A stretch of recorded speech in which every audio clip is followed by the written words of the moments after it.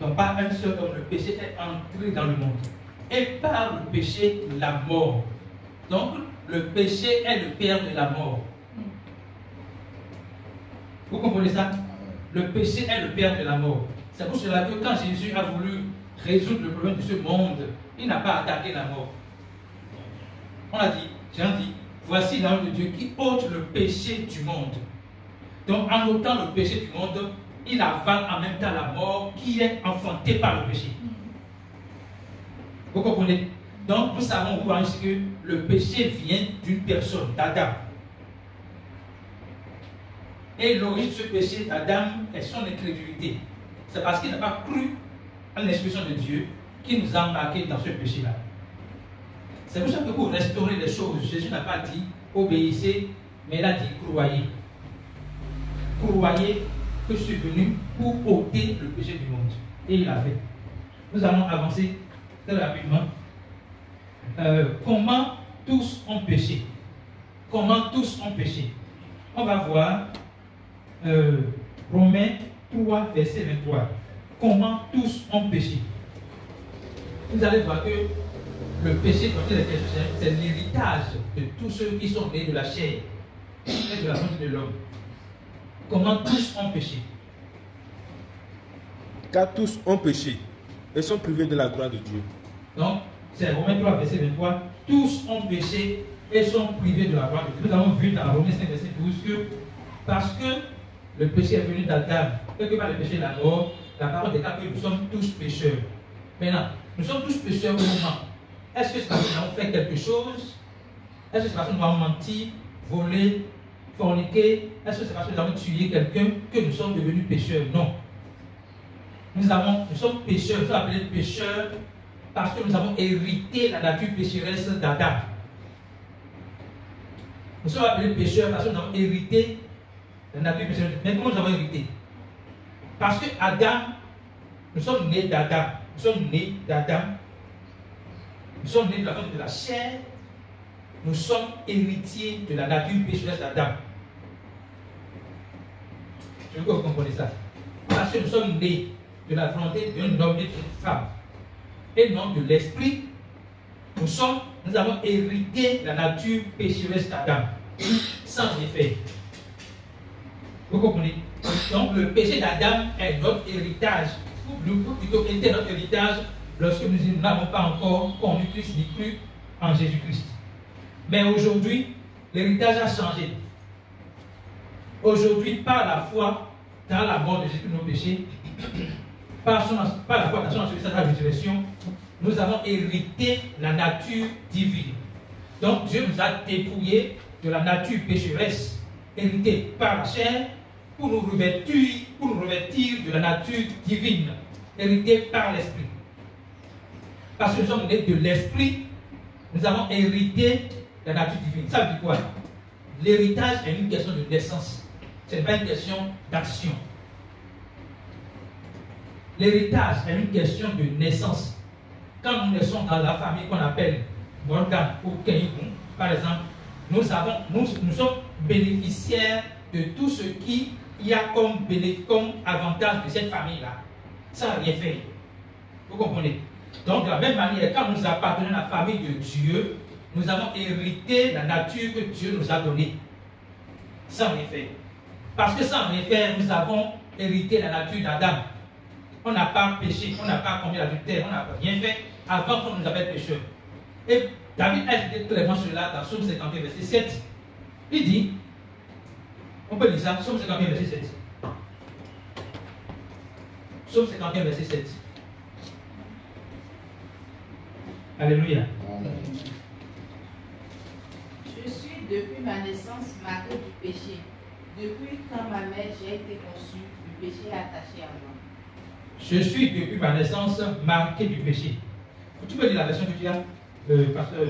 Voici, je suis né dans l'iniquité. Oui. Et ma mère m'a conçu dans le péché. Je suis né dans l'iniquité et ma mère m'a conçu dans le péché. Au moment où il a dit, il n'a pas encore pleuré. Il dit depuis le ventre de sa mère. Ma mère m'a conçu dans le péché. Je suis né dans l'iniquité. Donc, de la conception à la naissance, il est déjà pécheur. Alors qu'il n'a pas encore chuté quelqu'un. Et notez bien, sa mère n'a pas commis l'adultère pour l'avoir. Pour qu'on dise que Agavou, il n'est pas né de l'adultère pour qu'on dise que c'est parce qu'il est né de l'adultère qu'il est pécheur. Non. Sa mère n'a pas commis l'adultère. Pourtant, il dit, depuis la conception, je suis pécheur et je suis né dans l'iniquité. Pour dire que ce n'est pas nature, ce n'est pas héritage que nous avons le péché d'Adam. Donc, pour que ce péché s'efface, nous devons également accepter l'héritage de la nature de Dieu par la foi en Jésus-Christ. Alléluia. Alors, nous allons voir très rapidement les différents types de péché. Les différents types de péché. Lisons 1 Jean 5, verset 16. Si quelqu'un voit son frère commettre un péché qui ne mène point à la mort, qu'il prie. Et Dieu donnera la vie à ses frères. Il la donnera à ceux qui commettent un péché qui ne mène point à la mort. Il y a un péché qui mène à la mort. Ce n'est pas pour ce péché-là que je dis de prier. Donc, il dit, il y a un péché qui mène à la mort. D'abord, reprends le verset, on va aller calmement. Si quelqu'un voit son frère commettre un péché qui ne mène point à la mort. Si quelqu'un voit son frère commettre un péché qui ne mène pas à la mort. Donc, il y a un péché qui ne mène pas à la mort. Suivez bien.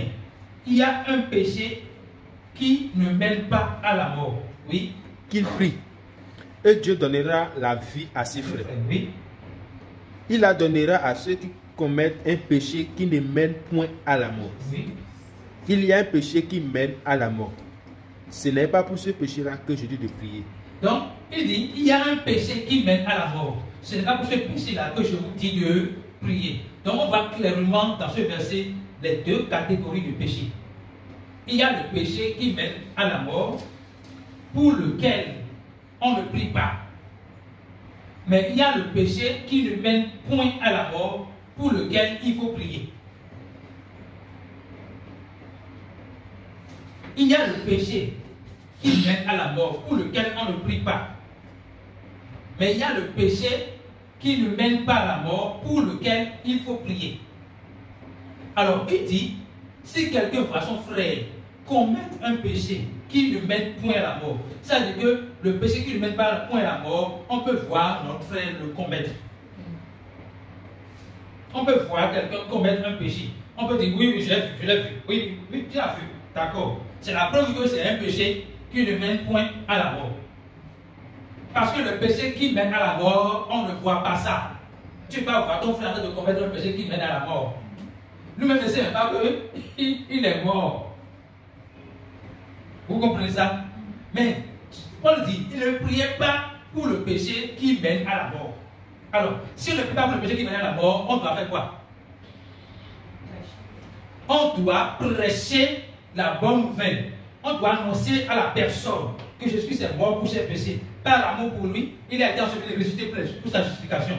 Si la personne croit en ce message-là, il passe automatiquement de la mort à la vie. C'est-à-dire qu'il est libéré du péché qui mène à la mort. Donc on va faire les deux du péché. Donc je veux résumer. Il y a le péché par nature. Le péché par nature, c'est le péché hérité d'Adam. C'est ce péché-là qui mène à la mort. Parce que Dieu a dit à Adam, au commencement, si tu manges le fruit de l'arbre de la connaissance du bien et du mal, que j'ai expliqué dernièrement, c'est que tu vas mourir. Parce que l'arbre de la connaissance du bien et du mal représentait l'absence de Jésus-Christ, donc l'absence de la vie. Et l'absence de Jésus-Christ égale mort. Et la mort, qu'est-ce que c'est? La mort spirituelle. C'est la séparation avec Dieu. Alléluia. Donc, dès lors que Adam a désobéi ou n'a pas cru en Dieu, à ce que Dieu a dit, il a ouvert la porte pour ce péché qui mène à la mort. Alléluia. Maintenant, Dieu sait une chose.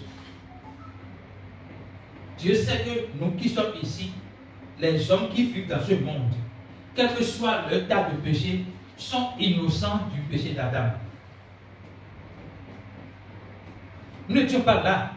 Nous n'étions pas là quand Adam a désobéi. Mais nous avons hérité ce qu'Adam a fait parce que nous sommes nés de lui. Maintenant, pour que nous ne soyons plus morts, pour que nous quittions l'état de mort, nous devons être nés de la personne qui est la vie. Nous devons être nés de Jésus-Christ. Nous devons être nés de l'Esprit. Alléluia. Donc, les deux péchés, par nature et par action. J'ai dit dans l'enseignement parce que le péché par nature est également le père du péché par action. Donc, mais le péché par nature s'enlève automatiquement. Dès que vous croyez en Jésus-Christ, vous n'avez pas à faire des processus pour être libéré définitivement et instantanément de ce péché. Mais le péché par action, c'est encore ce qu'on appelle les œuvres de la chair. Et nous savons que nous qui sommes êtres humains, nous sommes constitués de l'esprit, âme et corps. Nous sommes constitués de l'esprit de la chair. Ça veut dire quoi? Tant que nous sommes dans la chair, nous aurons à lutter contre la chair. Vous comprenez ce que je veux dire? Donc le péché par action, qui est encore les œuvres de la chair, ce sont des péchés qui s'effacent progressivement. Ce n'est pas instantané comme le péché par nature. Le péché par action s'efface progressivement dans le temps. C'est pour cela que la parole dit, tous ceux qui, le visage découvert, contemplent comme dans un miroir Christ, sont transformés à la même image de gloire en gloire. Il n'a pas dit du jour au lendemain, mais il a dit de gloire en gloire. Ça veut dire que progressivement, il va grandir dans la sanctification. Vous comprenez? Il est déjà saint, mais manifester la sanctification là, c'est progressif. Vous comprenez ça? Maintenant, on va voir quelles sont les conséquences du péché par nature. Ou quelle est la conséquence du péché par nature? Romains 6, verset 23. Car le salaire du péché, c'est la mort. Car le salaire du péché, c'est la mort. Donc la conséquence du péché par action, par nature, c'est la mort. Et quand on parle de mort, comprenez qu'on parle d'abord de la mort spirituelle, qui est en même temps la mère de la mort physique. Ok? Mais quand on dit péché par nature, la conséquence c'est la mort. Le salaire du péché, c'est la mort. Donc ce que le péché a demandé, c'est la mort. Ce n'est pas la dîme. Écoutez, ce que le péché par nature a demandé, c'est la mort. Ce n'est pas la prière. C'est pour cela que Paul et Jean dit, ne priez pas pour le péché qui mène à la mort. Donc, c'est la mort que le péché par nature a demandé. Ce n'est pas la prière, ce n'est pas la dîme, ce n'est pas les offrandes, ce n'est pas les jeûnes. Mais c'est la mort. Maintenant, qui doit mourir? C'est nous. Mais nous sommes incapables de mourir pour nous-mêmes, parce que nous sommes déjà morts. Donc il y a quelqu'un qui est la vie, mais qui est capable de mourir pour nous et reprendre encore sa vie. Il a dit, personne ne me personne ne m'a ôté la vie. Je la donne pour la reprendre. Donc, Jésus, sachant qu'il est la vie et qu'il a le pouvoir sur la mort, a accepté de lui-même de mourir pour nos péchés. Parce que par sa mort pour nos péchés, nous avons sa vie. On n'a pas une vie, mais on a la vie de Christ. Parce que lorsque nous recevons sa mort pour nos péchés, lorsque nous acceptons sa mort pour nos péchés, nous recevons ainsi sa vie. Alléluia. Donc, la conséquence du péché par nature, c'est la mort. Et Christ a payé le prix du péché à notre place. Christ a accepté de payer le prix du péché à notre place. Ça veut dire quoi? Nous avons déjà la solution du péché. Maintenant, nous, tu as prouvé la solution du péché. Maintenant, nous qui sommes dans ce monde, comment nous accédons à cette solution-là? Comment nous disons merci pour cette solution? Pourquoi nous recevons la solution de Dieu pour notre vie?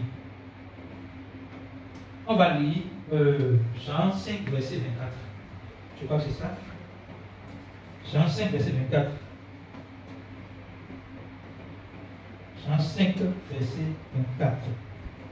En vérité, je vous le dis. Oui. Celui qui écoute ma parole et qui croit à celui qui m'a envoyé a la vie éternelle et ne vient point en jugement, mais il est passé de la mort à la vie. Reprends doucement. Jean 5, verset 24. Oui. En vérité, je vous le dis. Celui qui écoute ma parole et qui croit en celui qui m'a envoyé à la vie éternelle et ne vient point en jugement, mais il est passé de la mort à la vie. Sur ça, il dit quoi? Il dit celui qui écoute ma parole. Donc, pour que quelqu'un écoute la parole, il faut que quelqu'un prêche la parole. Vous comprenez? Nous qui sommes ici, par la grâce de Dieu, nous avons reçu cette parole en nous. Et nous avons la responsabilité de prêcher cette parole pour permettre aux gens de l'entendre. Parce que c'est par la prédication de l'évangile que nous pouvons sauver les gens qui sont morts. Donc, il dit celui qui écoute ma parole et qui croit. Donc, on peut au moins prêcher. La personne va décider de ne pas croire. Mais prêchons d'abord.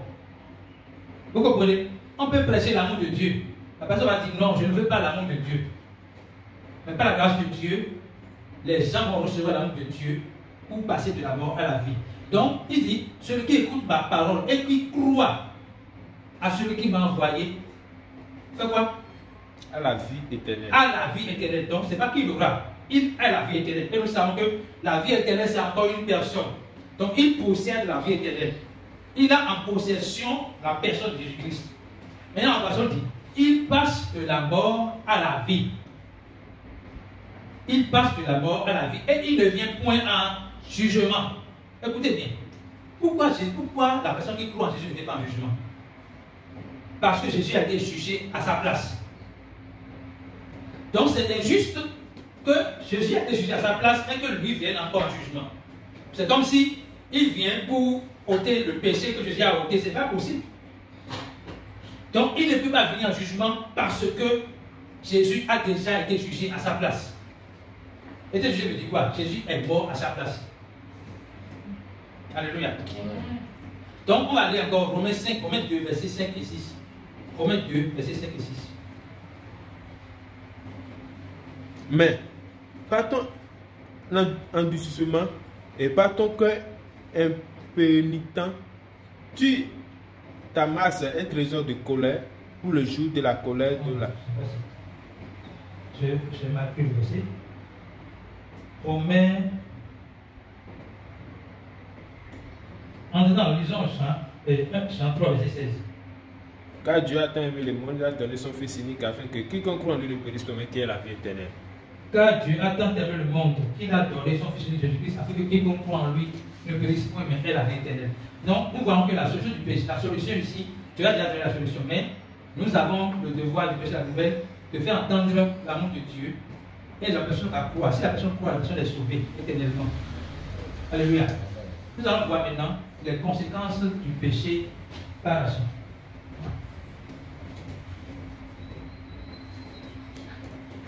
Conséquences du péché par action.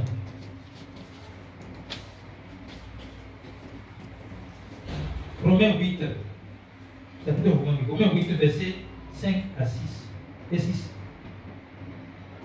Romains 8, versets 5 et 6. Ceux, en effet, qui vivent selon la chair, s'affectionnent aux choses de la chair, tandis que ceux qui vivent selon l'esprit s'affectionnent aux choses de l'esprit. Et l'affection de la chair, c'est la mort, tandis que l'affection de l'esprit, c'est la vie et la paix. Écoutez bien, reprends. Ceux qui vivent, ceux, en effet, qui vivent selon la chair s'affectionnent aux choses de la chair. Ceux qui vivent selon la chair s'affectionnent aux choses de la chair. D'accord? Alors, écoutez bien, la question ici, on parle des croyants. Écoutez bien.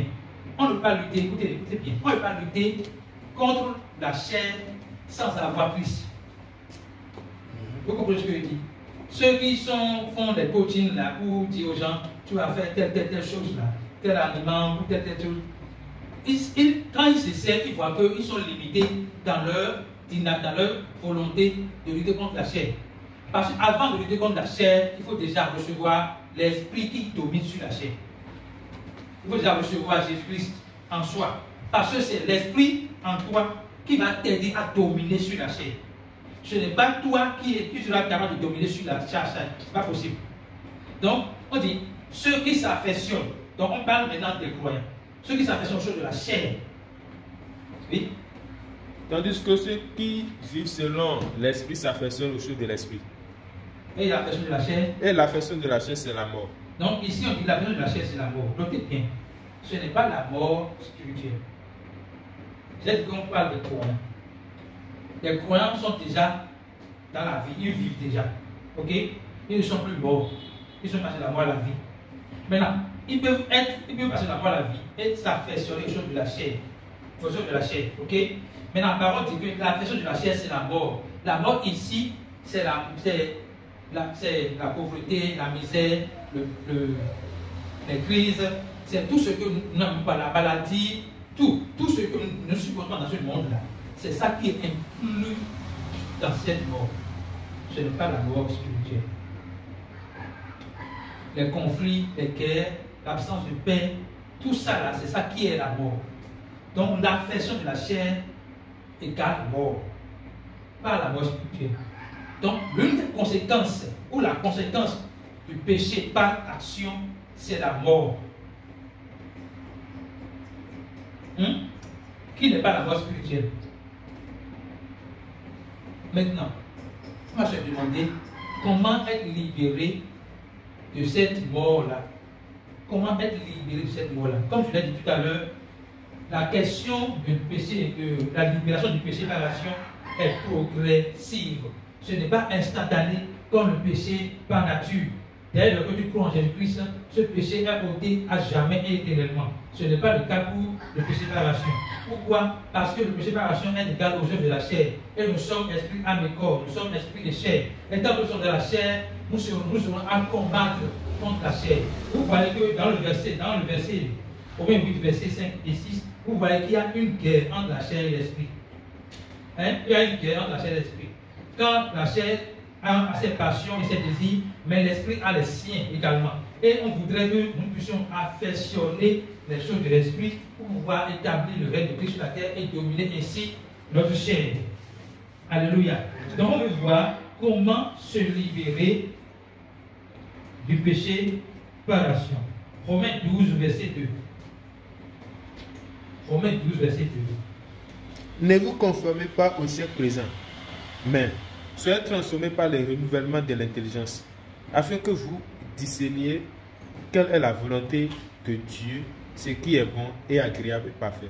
Donc la première chose, c'est de nous démarquer du siècle présent. Quand on parle du siècle présent, il y a tout ce que nous mettons dans la modernité, dans le changement de vie, dans beaucoup de choses. Aujourd'hui, il y a l'homosexualité qui est devenue presque la norme. Il y a beaucoup de choses qui se passent. Il y a des meurtres, des djihadistes qui envahissent les pays. Il y a beaucoup de choses qui se passent. Il dit ne vous conformez pas à tout ça. Donc, la première chose, c'est de nous démarquer du monde. Nous sommes dans le monde, mais pas du monde. Donc, notre manière de montrer que nous sommes dans le monde, pas du monde, c'est de nous démarquer. Donc, ne vous conformez pas. Ça veut dire quoi? Ne pensez pas comme le monde pense. Ne parlez pas comme le monde parle et n'agissez pas comme le monde agit. Montrez que il y a une différence entre vous et les autres dans ce monde. Et c'est en marquant cette différence-là, que nous pouvons attirer les gens vers nous pour dire comment on lui fait, comment ça se passe dans sa vie, quel Dieu il adore. Et même par là, on peut prêcher l'évangile à la personne. C'est en nous démarquant que nous allons également politiquement dominer sur notre chair. Ah, je peux faire ceci pour avoir de l'argent. Je peux accepter une telle secte pour avoir de l'argent. Mais je ne le fais pas. Ok? Je ne le fais pas parce que je ne veux pas me conformer au siècle présent. C'est ça des bonnes décisions que nous prenons. Maintenant, le verset va plus loin que ça. Il dit, ne vous conformez pas au siècle présent, mais laissez-vous transformer par le renouvellement de l'intelligence. Comment ça se passe? C'est à travers l'étude biblique. Pour se laisser transformer par le renouvellement de l'intelligence, nous devons apprendre à contempler Christ à travers les études bibliques que nous faisons. Quand je parle d'études bibliques, je ne parle pas de ce que nous faisons ici forcément. Je parle de ce que nous faisons chaque jour à la maison. Parce que chaque jour, nous prenons notre Bible pour les méditer. C'est ce que nous faisons. Nous contemplons Christ. C'est en contemplant Christ que nous allons être transformés par la même base que lui. Et donc nous démarquer correctement. On va lire également le verset là. 2 Pierre 3, verset 18. Donc on a vu qu'on doit se démarquer. On doit faire des études bibliques et croire dans la conscience de Christ et contempler Christ au travers. Oui. 2 Pierre 3, verset 18. Mais croissez dans la grâce et de la connaissance de notre Seigneur et Sauveur Jésus-Christ, à lui soit la gloire maintenant et pour l'éternité. Amen. Croissez dans la grâce. Croissez dans la grâce et dans la connaissance de notre Seigneur Jésus-Christ.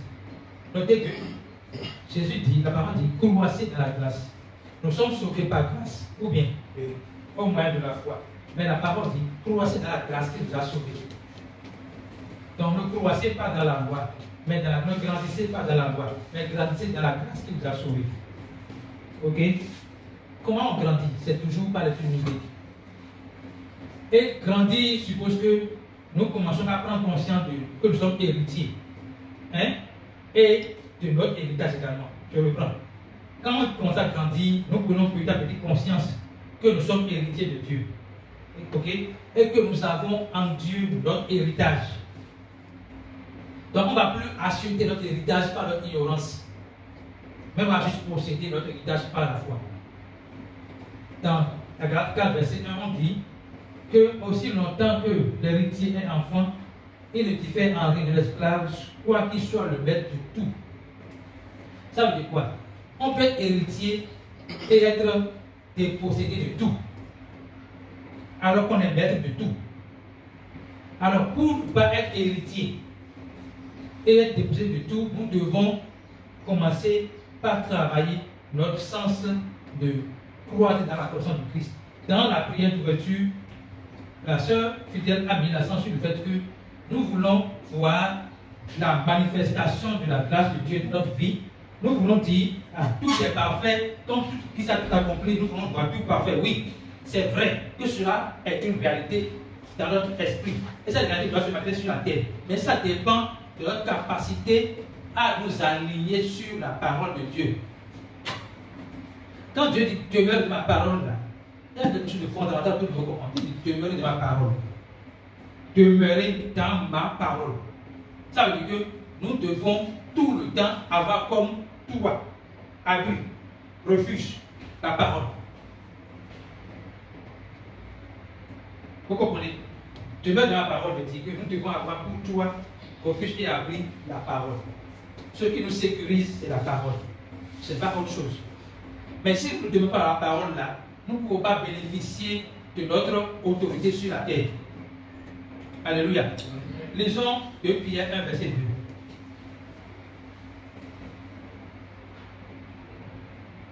2. Pierre 1, verset 2.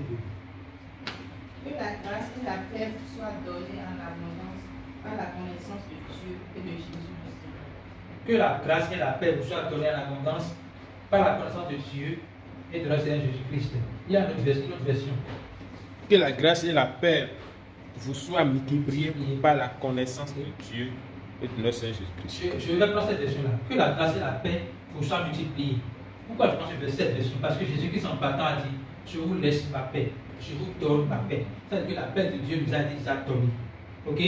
Maintenant, pour que nous puissions manifester cette paix, jouir de cette paix, nous devons faire quoi?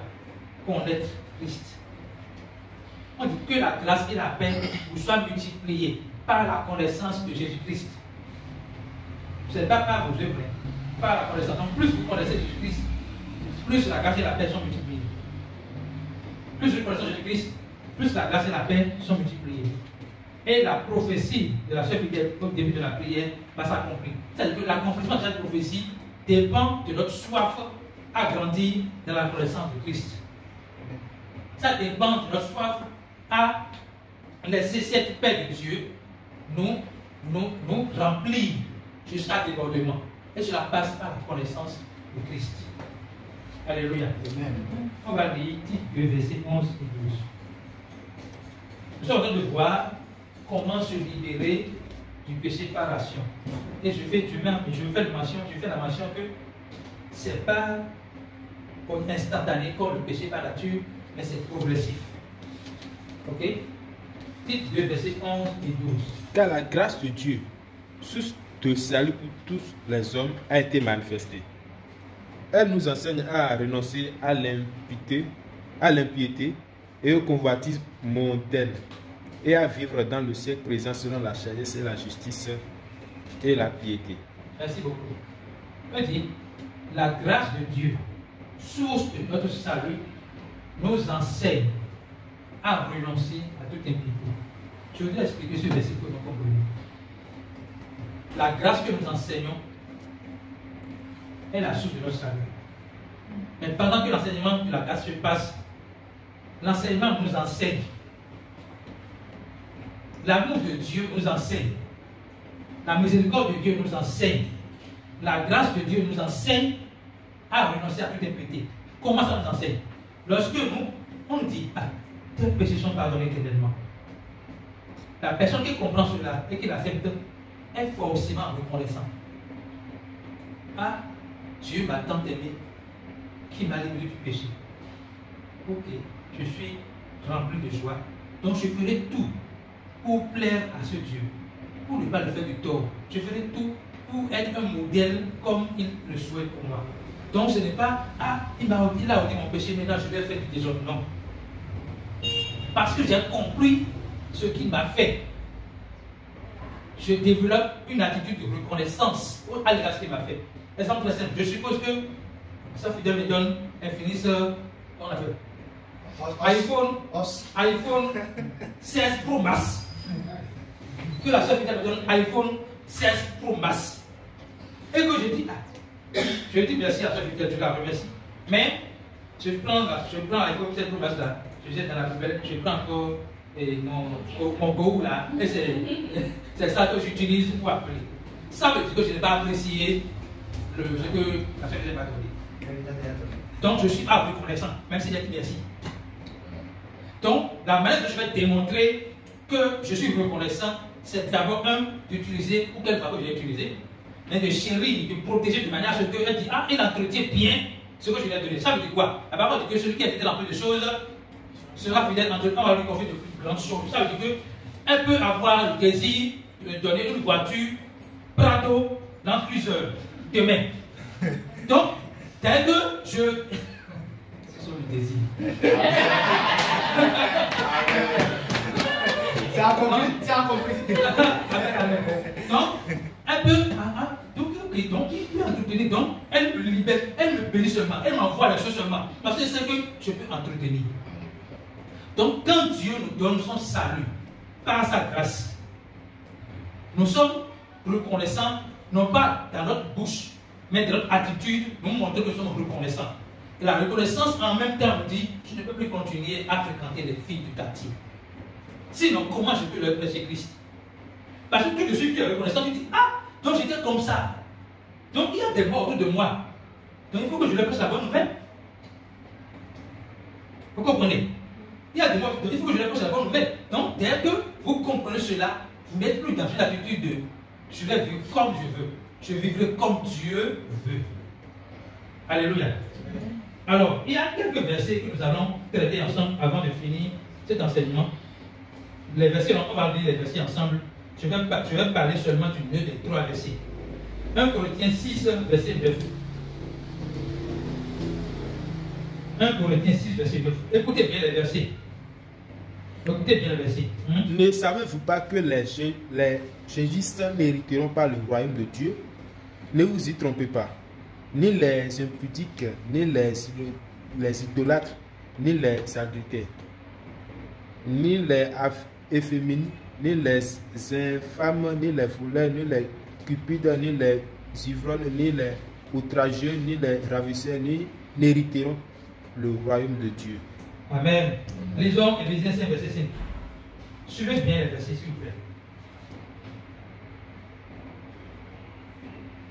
Car, cherchez-les bien, aucun impudique ou impur ou cupide, c'est-à-dire l'idolâtre, n'a d'héritage dans le royaume de Christ et de Dieu. Ok. Lisons également Galates 5, verset 19 à 21.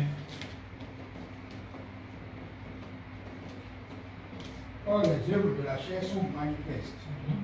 Ce sont l'impudicité, l'impurité, la dissolution, l'idolâtrie, la magie, les inimités, les querelles, les jalousies, les animosités, les disputes, les divisions, les sectes, l'envie, l'ivoirie, les excès de table et les choses semblables.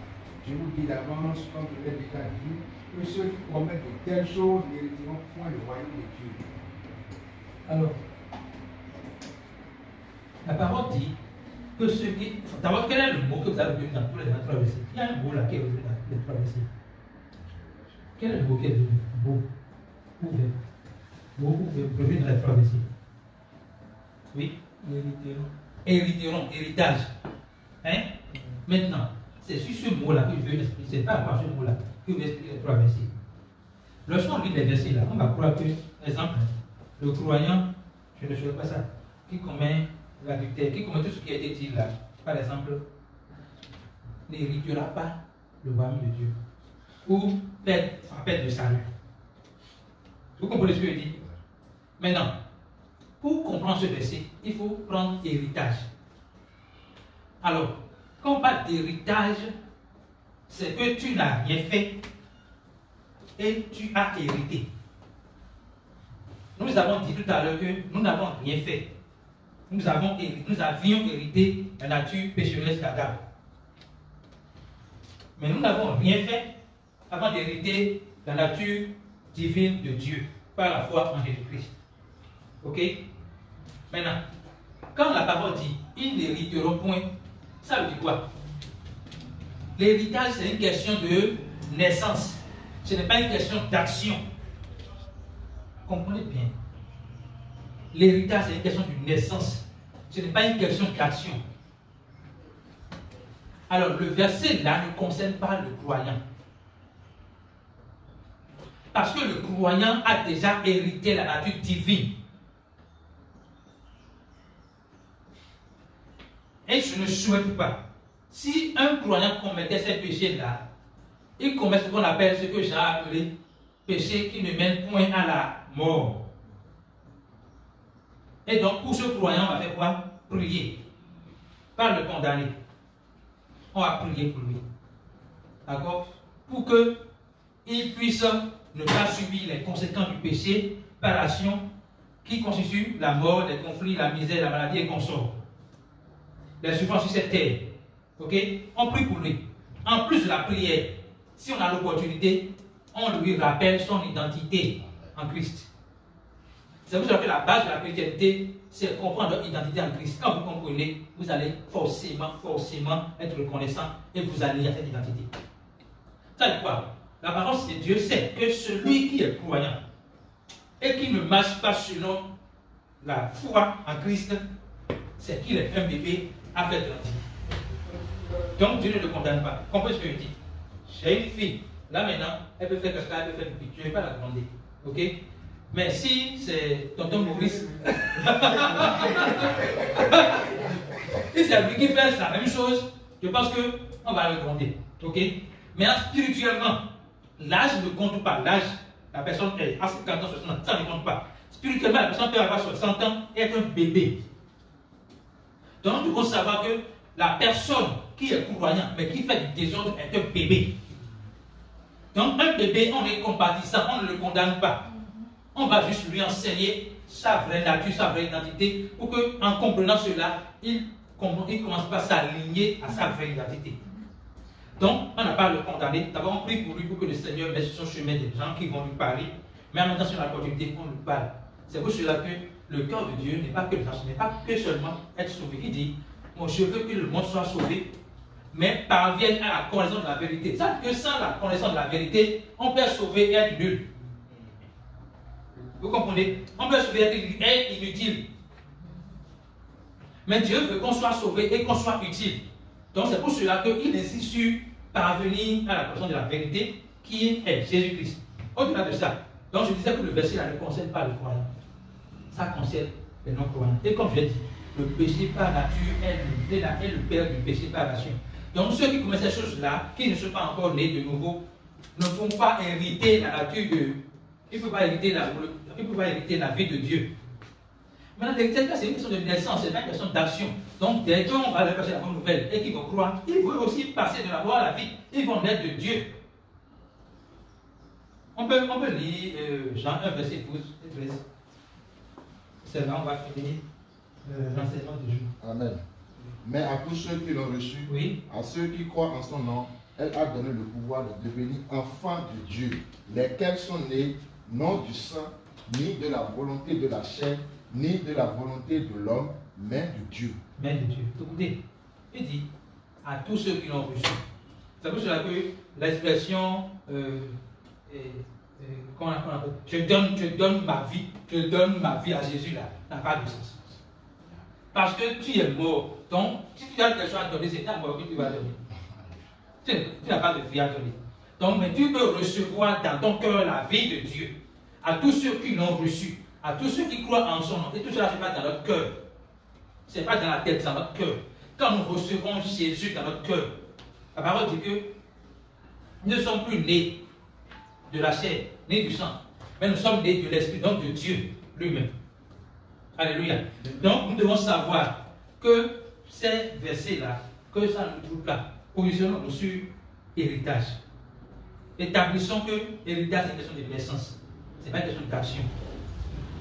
Ok? Et que le verset ne concerne pas les croyants. Paul parlait aux croyants à propos des non-croyants.